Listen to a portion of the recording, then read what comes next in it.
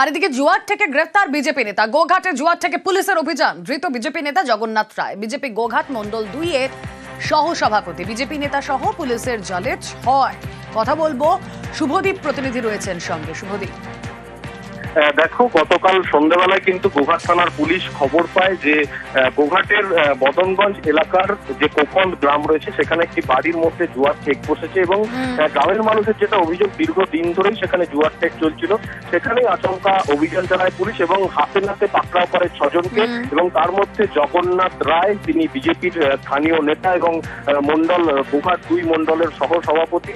আর এর স্বাভাবিকভাবেই এই ঘটনার পরেই কিন্তু রাজনৈতিকভাবে চর্চা শুরু হয়েছে। তৃণমূল বিজেপিকে আক্রমণ করেছে, যে বিজেপি সমাজ বিরোধীদের আখড়া পরিণত হয়েছে। যদিও বিজেপি যেটা দাবি করছে যে আইনের ঊর্ধ্বে কেউ নয় এবং দল এই ঘটনাকে সমর্থন করে না। যদি কেউ অন্যায় করে থাকে তাহলে আইনগতভাবে যা শাস্তি হবে সেটাই মেনে নেওয়া হবে।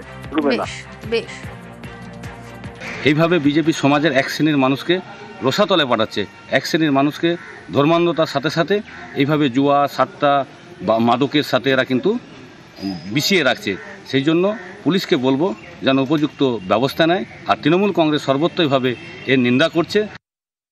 পুলিশ প্রশাসনের কাছে যদি প্রকৃষ্ট প্রমাণ থাকে, আইন যদি তাকে প্রকৃষ্ট দেখে থাকে, অ্যারেস্ট যদি আইন করে থাকে, আইনের মতো ব্যবস্থা নেবে।